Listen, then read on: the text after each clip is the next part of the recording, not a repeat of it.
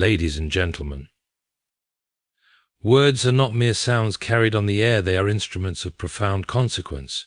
They possess the uncanny ability to create and to destroy, to inspire and to wound, to build bridges or erect barriers. Within the fragile realm of human relationships, words act as threads, either weaving individuals closer together or fraying the bonds of connection. Consider for a moment the weight a single phrase can carry. A compliment spoken at the right time can elevate a man to heights of confidence he never imagined possible, while a sharp remark, even in jest, can leave scars that no amount of apology can fully erase. We often underestimate this power because we cannot see the immediate effects. The words spoken to a man may reverberate silently in the chambers of his heart, shaping his view of himself and his place in the world. It is a mistake to assume that a man, by virtue of his strength or position, is immune to the piercing nature of words. Far from it. The fortress of masculinity often conceals a tender soul within, one that is as susceptible to hurt as it is to encouragement. A thoughtless word, even one uttered in frustration or haste, can strike at the very foundation of his identity. Words that question his competence, mock his efforts, or belittle his value do more than inflict a momentary sting. They can embed themselves in his mind, forming doubts that linger long after the conversation is forgotten. Moreover, words have a peculiar way of growing in the silence. A seemingly small comment, carelessly spoken, may take root in the fertile soil of the mind and grow into a towering tree of self-doubt. The man who hears "you always fail at this" may carry that sentence with him, replaying it in moments of difficulty and allowing it to shape his perception of failure and success. In this way, words spoken in an instant may influence a lifetime. The power of words lies not only in their ability to wound but also in their capacity to heal. Just as a thoughtless criticism can devastate, a well-timed word of encouragement can restore. When a man is reminded of his worth, his courage, or his potential, it can ignite a fire that drives him to achieve greatness. Words have the ability to breathe life into dormant dreams and awaken a sense of purpose that may have been long forgotten. But it is not enough merely to recognize this power, one must wield it with intention. The tongue is a double-edged sword, capable of great good or immeasurable harm, depending on the spirit in which it is used. To speak without considering the weight of one's words is akin to wielding a blade carelessly, striking wherever it may fall without regard for the damage inflicted. Speech must be governed by the twin virtues of wisdom and kindness, for only then can it fulfill its highest purpose. In our dealings with men, particularly those we care for or seek to uplift, we must guard against the temptation to speak out of impatience, frustration, or pride. Words spoken in these moments are rarely constructive and often reveal more about the speaker's shortcomings than the listener's. It requires a conscious effort to pause, to reflect, and to choose words that build rather than break. This discipline is not easily mastered, but its rewards are manifold. Trust, though invisible, is the foundation upon which all meaningful relationships are built. It is as fragile as glass and as precious as gold, requiring careful handling lest it be shattered beyond repair. In its essence, trust is an unspoken agreement, a covenant of mutual respect and understanding that allows one to feel safe in the presence of another. For a man, this sense of trust is not merely a comfort, but a necessity, a cornerstone upon which his ability to navigate the world with confidence often rests. To trust a man is to believe in his integrity, to see him as someone who can be relied upon in matters both great and small. And yet, trust is not granted lightly. It must be earned through actions that consistently affirm his worthiness. A man's reputation, his sense of self, and even his ability to lead or support others depend largely on this fragile currency. When trust is extended to him, it affirms his character. When it is withheld or betrayed, it calls into question not only his reliability but also his value in the eyes of others. To betray a man's trust is to strike at his dignity.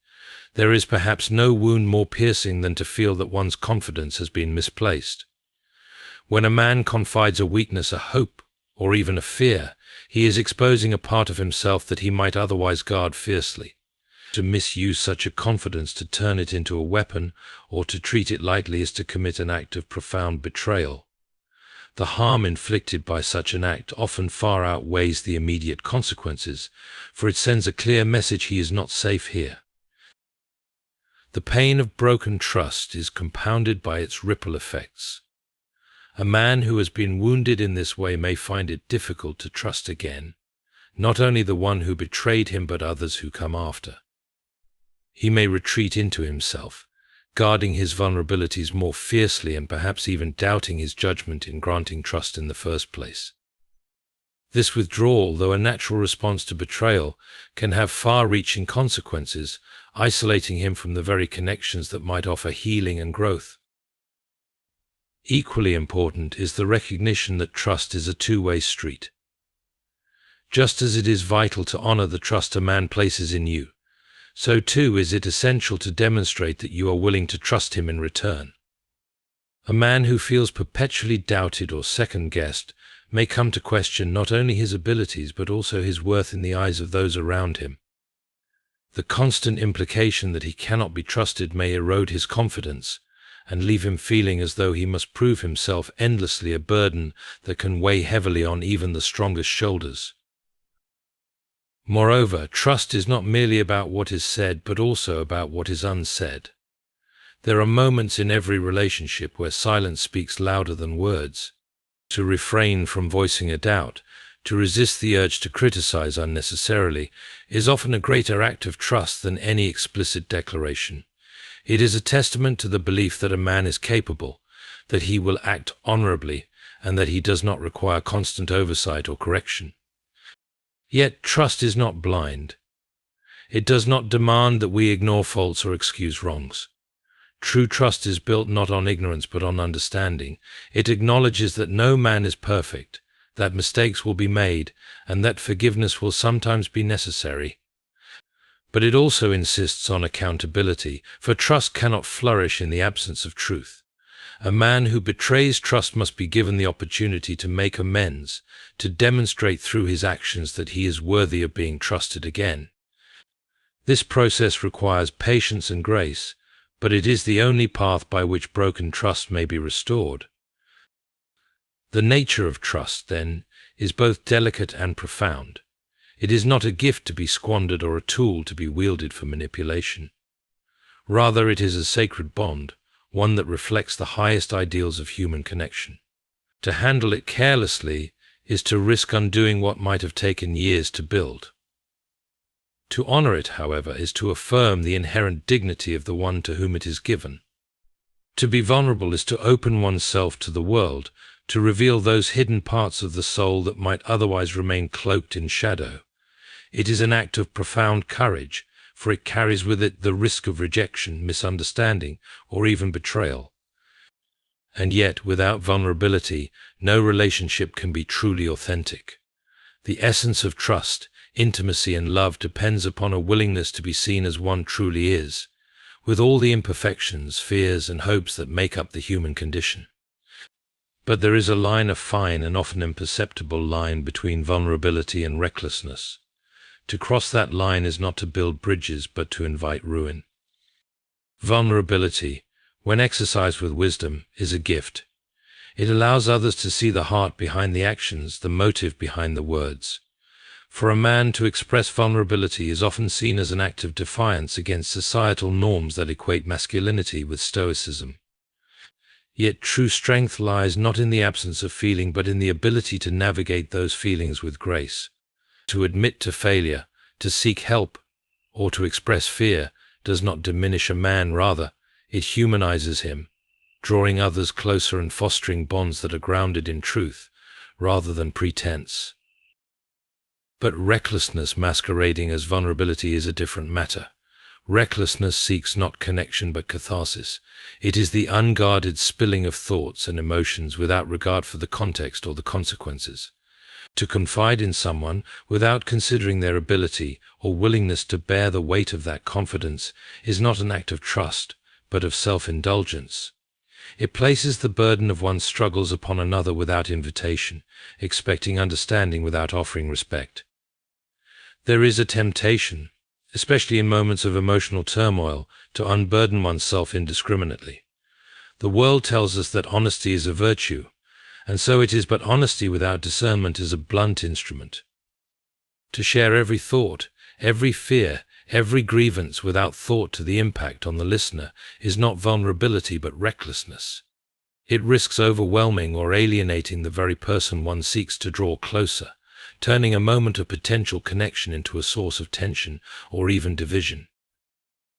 Moreover, there is a danger in mistaking the sharing of pain for the sharing of self. Pain is a part of who we are, but it is not the whole. To define oneself solely by one's struggles, or to present those struggles as the entirety of one's being, is to do a disservice not only to oneself but also to the listener.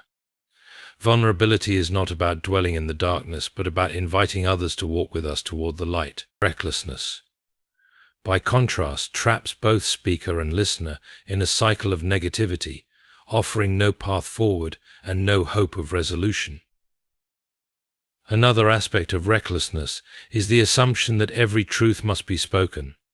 There are moments when silence is the greater act of love, when the withholding of a harsh or unnecessary word is an act of protection rather than deceit.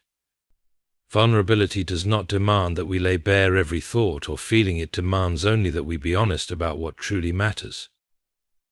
To speak with discernment is to honor the listener, recognizing that some truths are best shared in time and others are best carried alone.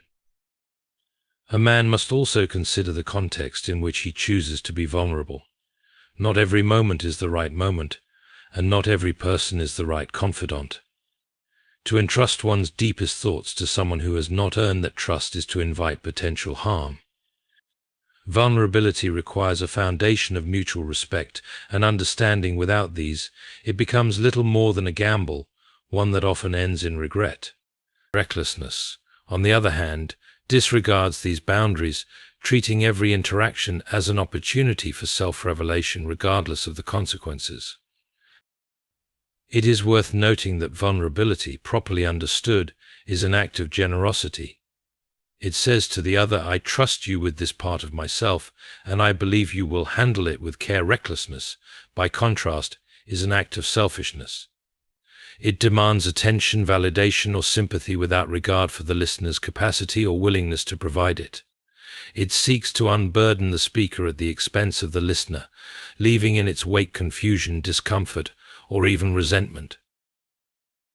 The distinction between vulnerability and recklessness is not always easy to discern. It requires self-awareness, humility, and a deep respect for others. It requires an understanding of one's own motives. Am I sharing this because it will strengthen our bond, or because I seek to ease my own discomfort? Am I inviting connection, or am I imposing a burden? These are not easy questions, but they are necessary ones. Human beings by nature are tethered to the present moment. We are consumed by the immediate, our plans for the day, our successes, our failures, the minutiae of daily existence. And yet, if we are honest, we sense that the reality we inhabit is but a shadow of something greater. We live within the confines of time, yet we are haunted by a longing for the eternal. This paradox shapes our every thought and action, whether we are aware of it or not, for we are creatures of eternity clothed in the garments of mortality. To view life solely through the lens of the temporal is to risk a kind of blindness. It is to measure our words, our deeds, and even our relationships against the fleeting standards of the moment, rather than the unchanging truths of eternity. This perspective leads to short-sighted decisions, where the pursuit of comfort or convenience is prioritized over character, and where fleeting pleasures are mistaken for lasting joys. When we live only for the present, we forget that the choices we make echo far beyond the bounds of our own lifetimes. An eternal perspective reminds us that every word spoken, every action taken, and every thought entertained is part of a greater story, one that stretches beyond the confines of our days and into a realm where time itself ceases to exist. It is a sobering thought, for it places upon us a weight of responsibility that the temporal perspective often seeks to avoid. If our words and deeds are eternal in consequence, then they must be handled with care. To speak harshly or act selfishly is not merely to harm another in the moment, but to contribute to a ripple effect that may stretch far beyond what we can see or comprehend. This is not to say that the temporal is unimportant. On the contrary, it is within the framework of time that we are given the opportunity to shape eternity. Each moment, no matter how small or seemingly insignificant, is pregnant with eternal potential. A kind word spoken in passing, a gesture of generosity, or a decision to forgive rather than retaliate, these acts may appear trivial in the eyes of the world, but in the light of eternity they take on a significance that cannot be overstated. The eternal perspective reveals that what is done in love, no matter how small, is never wasted. But the eternal perspective also challenges us to confront our own priorities. How often do we allow ourselves to be consumed by worries that, in the grand scheme of things, are but dust in the wind? How often do we pursue goals that, while admirable in the moment, hold no lasting value? To live with eternity in mind is to constantly ask, does this matter? Not just in the sense of whether it matters now, but whether it will matter a year from now, a decade from now, or in the vast expanse of eternity. This question, properly understood, reorients our lives in profound ways. The eternal perspective also reshapes our understanding of suffering. When viewed through the lens of the temporal, suffering appears senseless, a cruel interruption to the joys and plans of life. But eternity casts a different light upon our pain. It reveals that suffering, though difficult, is not without purpose. It can refine us, deepen our empathy, and draw us closer to truths that we might otherwise overlook. This does not make suffering easy, but it does make it meaningful. To endure with an eternal perspective is to recognize that our trials, however heavy, are but a brief chapter in a story that ultimately leads to redemption. Our relationships, too, are transformed when viewed through the lens of eternity. The people we encounter are not mere acquaintances or passing figures in our lives, they are eternal beings with infinite value. To treat another person with kindness, patience, and respect is not just an act of decency, it is an acknowledgement of their eternal worth. Conversely, to dismiss or harm another is to act as though their value is determined by the fleeting standards of this world rather than the unchanging truths of eternity. An eternal perspective calls us to a higher standard. It challenges us to rise above the pettiness and triviality that so often characterize human interactions, and to see each moment, each choice, and each relationship as an opportunity to reflect something greater than ourselves. It reminds us that we are stewards, not owners, of the lives we have been given, and that every gift, whether of time, talent, or treasure, is entrusted to us for a purpose that transcends the here and now. Perhaps the most profound implication of the eternal perspective is its ability to anchor us amidst the storms of life. When the world seems to crumble around us, when loss and uncertainty threaten to overwhelm, the knowledge that this life is not all there is can provide a sense of hope that nothing else can. It reminds us that no matter how dark the night, there is a dawn that awaits, a dawn that will illuminate all that was hidden and make right all that was wrong. Wisdom, unlike knowledge, is not a commodity to be gathered or a skill to be mastered. It is a virtue to be cultivated, a way of perceiving and engaging with the world that transcends mere intellect. It is the art of living well, of discerning the true from the false, the enduring from the fleeting, the meaningful from the trivial. To be wise is not simply to know much, but to know what matters and, more importantly, to act upon it. Yet wisdom is a gift that comes neither easily nor quickly. It requires humility, patience, and above all, a willingness to learn not merely from books, but from life itself. The call to wisdom begins with the recognition of one's own limitations. To be wise, one must first acknowledge how little one truly knows. This is no easy task, for human pride delights in the illusion of certainty. We are quick to declare our opinions, to defend our judgments, and to dismiss the perspectives of others, often without pausing to consider the depth and complexity of the issues at hand.